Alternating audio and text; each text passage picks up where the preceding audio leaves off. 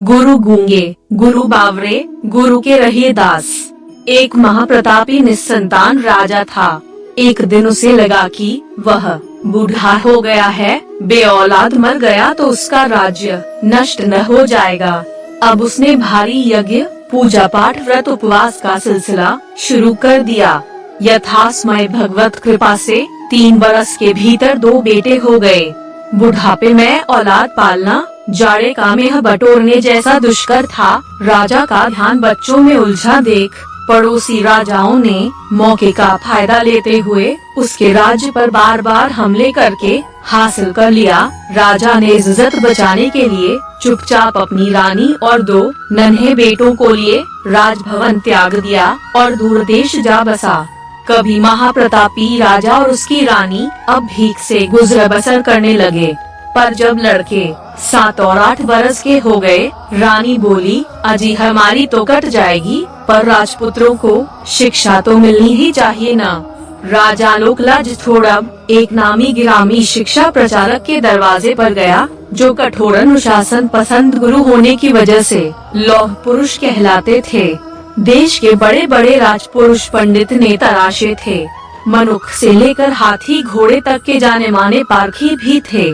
फटेहार राजा ने गुरुजी से अनुरोध किया कि वह बुरे दिनों से गुजर रहे हैं और भीख पर जीते हैं, लेकिन चाहते हैं कि गुरुजी उनके बुढ़ापे के सहारे उन बच्चों को अपने आश्रम में रखकर जो चाहे काम ले, और शिक्षा खत्म हो जाए तो वे दोनों में से किसी एक को गुरुजी को सेवा के लिए दे देंगे। बस लौह पुरुष उनको शिक्षा दान दे दें, ताकि बड़े होकर सड़क पर भीख तो न मांगे। फटे कपड़ों में भी उस आदमी की बातचीत के लहजे और हाव भाव और उसके बेटों की चमकीली आंखों को देखकर लौह पुरुष को लगा कि ये लोग जरूर कोई उजड़े खानदानी रईस हैं। इनकी गुदड़ी में जरूर लाल मिल जाएंगे। यह सोचकर वे बच्चों को उनकी क्षमता अनुसार पढ़ाने को राजी हो गए। बेटों को गुरु को सौंपकर राजा निश्चिंत होकर वापस भीख मांगने चला गया।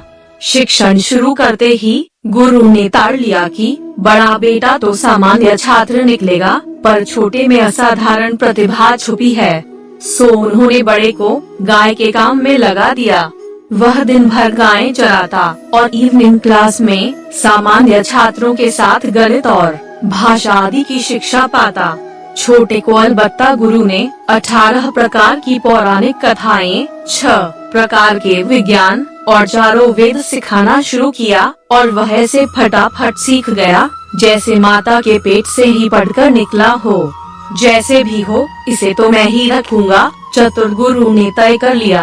अब गुरु ने अपने इस शिष्य को किताबों के परे ले जाकर तरह तरह की गुप्त साधनाएं सिखाना शुरू किया। सम्मोहन, उच्चाटन और परकाय प्रवेश की मुश्किल विद्याएं सिखाना शुरू की, जो वे गुदड़ी के रतन की तरह छुपा कर रखते थे। सब छोकरे ने हंसते खेलते सीख ली। अंत में उन्होंने छोटे को यह सिद्धि भी दे दी कि किस तरह ध्यान साध कर वह जब जिसे चाहे अपनी तीसरी आँख से देख सकता है। सिद्धि पाकर एक दिन जब छोटे ने ध्यान साधा और माँ बाप को याद किया, तो पाया कि वे दोनों अकेले गरीबी में अधपेट खाकर भीख पर ही जी रहे हैं। उसका दिल भर आया। 2 बेटे होते हुए भी अपने बूढ़े माता पिता का इस तरह लड़खड़ाते हुए चलती सड़क पर भिक्षा मांगना उसे बहुत खला। पर लड़के को तभी याद आया, उसके पिता ने शिक्षा के बदले एक पुत्र को गुरुजी को देने का वादा किया था। वह समझ गया कि गुरुजी ने उसके बड़े भाई को तो मामूली शिक्षा के साथ जंगल जाने और गोरु बाछी चराने दुहने का काम दे दिया, पर उसे अपना उत्तराधिकारी और आजीवन सेवक बनाने के लिए वे उसी को इतनी लगन से सिखा पढ़ा रहे हैं। अगर मुझे इस गुरु ने अपना बनाकर रख लिया, तब तो मेरे माँ बाप शायद मरते दम तक भिखारी ही बने रहेंगे। यह सोचता लड़का उठ खड़ा हुआ। तुरंत अपनी विद्या के बल से उसने तोते का रूप धरा और जा पहुंचा बाप की कुटिया में। अरे बच्चा, पैर छुए तो दोनों बूढ़ों की आंखों से आंसुओं की झड़ी लग गई। बार बार उसे सहलाते, चूमते, उसके बालों पर हाथ फिराते। अचानक राजा बोला, बेटा आज अचानक यहाँ कैसे? आश्रम में सब ठीक तो है? हाँ बाबा, लड़का बोला, पर हमारी विद्या पूरी होने को है। हमने तो यथासंभव गुरुजी की हर तरह से सेवा की, उनकी मारपीट दंड सब सहा, पर बाबा, बड़े भाई को उन्होंने मामूली विद्या देकर गोरूबाची के धंधे में लगा दिया है। वह दिन भर जंगल में पशु चराता है, शाम को थोड़ा बहुत ही पढ़ पाता है। मुझको उन्होंने अपनी सारी सिद्ध विद्याएं सिखा दी हैं।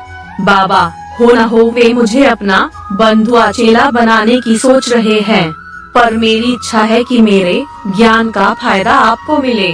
मुझे पता है कि वादे के मुताबिक आपको हम में से एक को उनको देना होगा, पर आप यह करें कि जब आप आश्रम आए तो गुरुजी बड़े की जितनी भी तारीफ करें, आप उनसे मुझे ही अपने लिए मांगे, बाकी मैं संभाल लूंगा। यह कहकर लड़के ने माता पिता के पैर छुए और तोता बनकर वापस फुर्र हो गया। जब उनके माता पिता के आश्रम आने का वक्त आया तो गुरु ने बड़े भाई को अच्छी तरह नहला धुलाकर तिलक चंदन लगाया, रेशमी कपड़े पहनाए और अपने पास बिठा लिया। छोटे को उस दिन फटे कपड़े पहनाकर मलिन हाथ पैर सहित बुद्धू लड़कों के साथ पीछे की कतार बिठा दिया गया। जब माता पिता पहुँचे तो गुरु ने बड़े बेटे की तारीफ गाना शुरू किया। यह तुम्हारा बड़का तो हर तरह से सुयोग्य लड़का है। यह भारी विद्वान बनकर तुम्हारा खानदान का नाम चारों दिशाओं में फैलाएगा। अफसोस, तुम्हारा छोटा वाला बेटा एकदम ठस दिमाग है। दिन भर जंगल गाय बाछी के बीच घूमना ही उसे सुहाता है। पढ़ाई लिखाई में कोई रुचि ही नहीं रखता। मेरी मानो तुम इस बुद्धिमान आज्ञाकारी बड़े को बुढ़ापे में सेवा के लिए साथ ले जाओ। छोटे को मेरे पास ही छोड़ दो। ठोक पीट कर इसे मैं थोड़ा बेहतर बना लूंगा। बाकी बाप तुम ठहरे, सो चुनाव तुम्हारा। पिता को याद था कि तोते के रूप में उनसे मिलने आया। छोटे ने गुरु की बाबत उनसे क्या कह गया था। वह उतनी ही मधुर आवाज में बोला, हे गुरुजी, आपने तो मेरे लोहे को घिस घिस कर सोना बना दिया। अब उसका उपभोग आप ही करें, यही न्यायोचित होगा। आपके यहाँ सारी दुनिया से विद्वान आते हैं, उनकी सेवा करने लायक। सभा में आपका आसन बिछाने, तकिया लगाने वाला सुयोग्य छात्र तो मेरा यह बड़का है। इसे छोड़े जाता हूँ और नालायक छोटे को साथ ले जाता हूँ। वह हमारी गरीबी के सीधे सादे जीवन में ठीक से फिट भी हो जाएगा। निराश होकर गुरु ने छोटे को माता पिता के सुपुर्द कर दिया। घर पहुंचकर लड़के ने बताया कि वह सुबह से भूखा है, पर घर में एक मुट्ठी चावल भी मुश्किल से निकला। माँ ने किसी तरह हरी भाजी के साथ पकाकर सबको खिला दिया। खा पी कर लड़का कुछ सोचता हुआ बाहर निकला। इस गरीबी से माता पिता को छुड़ाना ही होगा, उसने अपने आप से कहा। जब ही उसने भीड़ के आगे राजमहल के ढोलकिया को अगले सप्ताह राजमहल में मुर्गों की लड़ाई की घोषणा करते सुना। भीड़ से कोई बोला, राजा के पास कोई बढ़िया मुर्गा तो हो। हर बार की तरह इस बार भी मरियल चूजों की लड़ाई हुई, उसमें कैसा रस। कई लोगों ने हामी भर दी। उनको सुनकर लड़के ने तुरंत एक योजना बनाई। ढोलची से ढोल उधार लेकर अब वह उसे बजा बजा कर घोषणा करने लगा, है कोई जो राजमहल के मुर्गे से लड़ने योग्य मुर्गा ला सके, उसे भारी इनाम दिया जाएगा। फिर वह घर को भागा। घर आकर लड़के ने बाप से कहा, बापू, मैं मुर्गा बन जाता हूँ, आप मुझे राजभवन में 1000 रुपए में बेच कर आए, बाकी मैं संभाल लूंगा। यह कहकर लड़का अपने गुरु की सिखाई विद्या से एक मोटा ताजा कलगीदार मुर्गा बन गया। बाप ने वही किया जैसा बेटे ने कहा था। मुर्गा तुरंत खरीद लिया गया और खुश खुश बाप 1000 रुपए लेकर घर आ गया। राजा ने इस कीमती मुर्गे को खूब मेवा खिलाया, फिर बाग में लोहे की मजबूत जाली से ढंकवा कर सुरक्षित रखा दिया। रात होते ही लड़का अपने विद्या बल से एक लोमड़ी बन गया और पिंजरे के नीचे सुरंग खोदकर घर वापस आ गया। आने से पहले उसने अपने कुछ पंख नोचकर सुरंग के पास डाल दिए। सुबह मुर्गे की खोज मची। सबने उसे पिंजरे में देखा था। कहाँ गया? चौकीदार ने इत्तला दी कि लगता है रात को कोई लोमड़ी नीचे नीचे गड्ढा खोदकर उसे घसीट ले गई। पंख देखकर राजा बोला, हद है, मेरा मुर्गा तो गया। राजा को गुस्सा आया, बोला, बाप दादा के जमाने का मेरा यह राजमहल पुराना हो गया है, भीतर से एकदम जीर्ण शीर्ण है, इसको तोड़कर हमारे वास्ते नया महल बने। राजा तो राजा, हुक्म तो हुक्म है। खजाने में पैसा कम था, फिर भी नया महल बनाने को पुरानी इमारत तोड़कर निर्माण का काम शुरू कर दिया गया। ठेका महामंत्री के साले शमशेर सिंह को मिल गया, फिर कोई क्या कहता। सारी खुदाई एक तरफ, जोरू का भाई यानी शमशेर एक तरफ। उधर जब 1000 रुपए खत्म होने को आए तो राजा ने कहा, बेटा अब। बेटा बोला, देखिए बाबा, राजा तो भीतर खाने कंगाल है, पर खजाने की चाबी रखने वाले महामंत्री का साला दिनों दिन माला माल है। सुना उससे घोड़ों का बड़ा शौक है और उसका दुलारा सुंदर सुख घोड़ा कुछ ही समय पहले गुजर गया है। सो मैं ऐसा करता हूँ कि इस बार एक बढ़िया घोड़ा बन जाता हूँ। आप मुझे बेचकर बढ़िया दाम बटोर लीजिए, बाकी मैं संभाल लूँगा। बाप ने वही किया। शमशेर सिंह घोड़ों के पारखी थे। पास जाकर उन्होंने घोड़े के कान, दांत, सर के बालों का मुआयना किया, फिर बोले, जनावर तो बढ़िया है, पर 1000 दाम चुकाने से पहले अपने पारखी गुरु से भी इसे एक बार जंचवा लूं। गुरुजी पधारे। उनको भांपने में देर नहीं लगी कि यह घोड़ा और कोई नहीं, उनका वही चतुर शिष्य छोटू है। उन्होंने दोबारा घोड़े की परीक्षा शुरू की। कुछ देर बाद बोले, यह विशुद्ध नस्ल का नहीं लगता, सर पर बालों का भंवर भी सही नहीं, ख्याल में भी कमियां हैं। अश्वविद्या के हिसाब से तो ऐसा घोड़ा मालिक को मार देगा। इस पर सिर्फ सन्यासी ही चढ़ सकते हैं।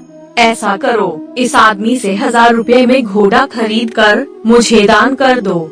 मुझ ब्राह्मण को दान देने से मैं तुमको अमोघ आशीष दूंगा कि तुम्हारी नई महल की इमारत की वास्तु कभी खराब नहीं हो। शमशेर तो ठेकेदार आदमी, रुपयों की कमी न थी और नया राजमहल बनवाने का ठेका भी बड़ा भारी भरकम था। उसने तुरंत सक पकाए व्यापारी को उस घोड़े की 1000 रुपए की कीमत चुकाई और घोड़ा गुरुजी के हवाले कर दिया। घोड़े पर बैठकर गुरु ने कसकर उसे एड़ मारी और चल निकले। खूब दौड़ाया, राह में कई नदी, नाले, खाई, खंडक सब पार करवाए। फिर आश्रम के पास पसीने से तरबतर घोड़े की पीठ से एक छोटे से नाले के पास गुरुजी उतरे। छोटू गुरु को पहचानता था, जानता था कि उनका शातिर दिमाग क्या कुछ सोच रहा है।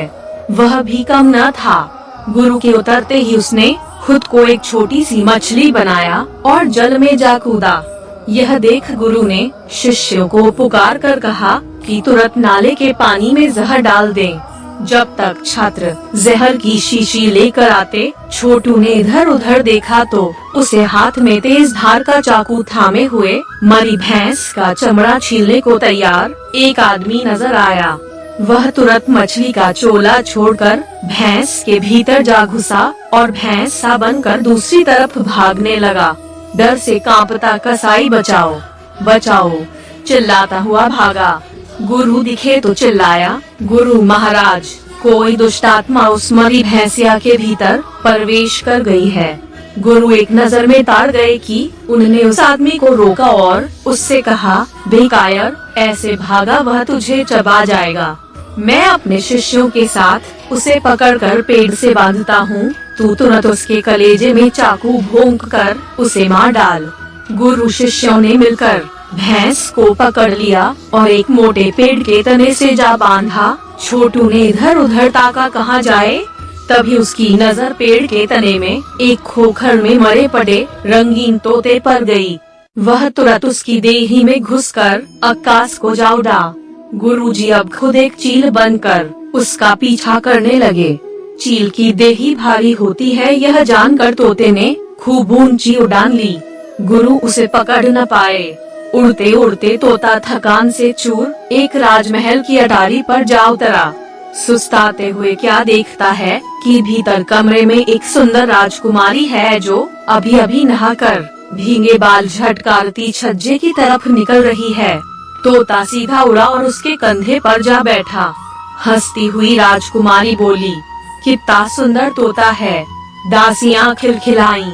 तोता जिसे 64 कलाओं के धनी उसके गुरु भी किसी तरह न पकड़ पाए, एक हंसी पर लट्टू होकर राजकुमारी का दासानुदास बन गया। तोते की नजर बस अटक कर रह गई। उसने चुपचाप अपना भेष बदला और मर्द बनकर उसके पास बैठ गया। धीमे धीमे तोता प्रेमी ने राजकुमारी को सारी कथा कह सुनाई। यह भी कि कुटिल गुरु ने उसका पीछा छोड़ा नहीं है। जो ही मौका मिला उसे बाज की तरह उठा ले जाएगा। मैंने अपनी तीसरी आंख से देख लिया है कि वह इस बार मदारी बनकर महलों में आएगा। फिर तमाम तरह की कलाओं से तेरे पिता को इतना खुश कर देगा कि वो कहेंगे मांग जो मांगता है, और तब वह कहेगा उसे तेरा तोता चाहिए। राजकुमारी रोने लगी। तो सुन पगली, तू साफ माना करना, कहियो इस मदारी को देने से तो मैं खुद ही इसकी गर्दन मरोड़ के इसे मार दूं। तब तू मेरी गर्दन मरोड़ दीजो, मैं मरूंगा नहीं, यह गुरु जानता है। सो वह कहेगा, अच्छा तू अपने गले का सुच्चे मोतियन का हार मुझे दे दे, बस फिर मैं सब संभाल लूंगा। अगले दिन ठीक जैसा छोटू ने बताया था वैसा ही नाटक हुआ। जब राजकुमारी का हार टूटा और मोती संगमरमर के फर्श पर तारे जैसे छिटक गए, अचानक सब क्या देखते हैं कि मोती छोटे छोटे कीड़े बन चले हैं और मदारी अचानक मुर्गा बनकर उनको चुगने लगा है। उन कीड़ों में से एक छोटू भी था।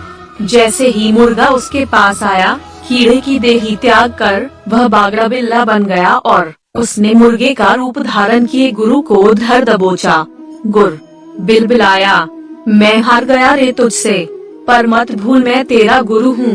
गुरु हत्या महापाप है। बागड़ा बिल्ला गुर्राया, कैसा पाप? तूने हम भाइयों के साथ जो किया वह पुण्याई थी।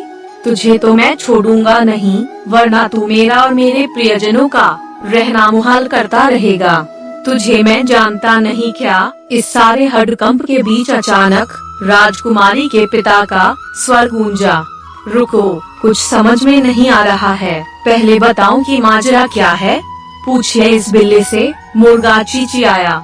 बिल्ले ने चरण दर चरण सारी कथा राजा और उसके दरबारियों को कर सुनाई। सब सुनकर राजा बोले, अन्याय तो गुरु ने किया, पर बेटा गुरु तो गुरु ही होता है ना। अगर मैं तुझे कहूँ कि तुझे राजकुमारी का हाथ इसी शर्त पर दूंगा कि तू गुरु हत्या का पापी विचार छोड़ देगा, तो राजा ने ताली बजाकर हुक्म दिया, तुरंत इस बिल्ले यानी जो भी वह है उसके माता पिता बड़े भाई के लिए 3 पालकियां रवाना कर दी जाएं और शाही शादी की तैयारी शुरू हो। तालियां, शंख, घंट, घड़ियाल सब बजे और कूलमैन कहकर बागड़ा बिल्ला और उसका गुरु मुर्गा यथावत रूप में लौट आए। चांद के हाथ दीन है जयमाला, सूरज लीन है चांद पहराई। शादी के मंत्र पढ़ने से पहले चेले ने आग को साक्षी मानकर वादा किया कि वह गुरु को आजन्म मार्गदर्शक बना कर रखेगा। उधर गुरु ने भी इसके बाद अगिन को साक्षी मानकर कहा कि माना कि उनका चेला उससे कहीं आगे निकल गया, किंतु यह भी जोड़ दिया कि शास्त्रानुसार बेटे या बेटे समान चेले का खुद से 20 पट जाना पिता या गुरु के लिए क्रोध नहीं हर्ष का विषय होता है। कहावत बनी है, मार्गदर्शक गुरु गुण रहा, चेला बना बतासा। दुनिया में चेला पूजता है, देखें गुरु तमाशा।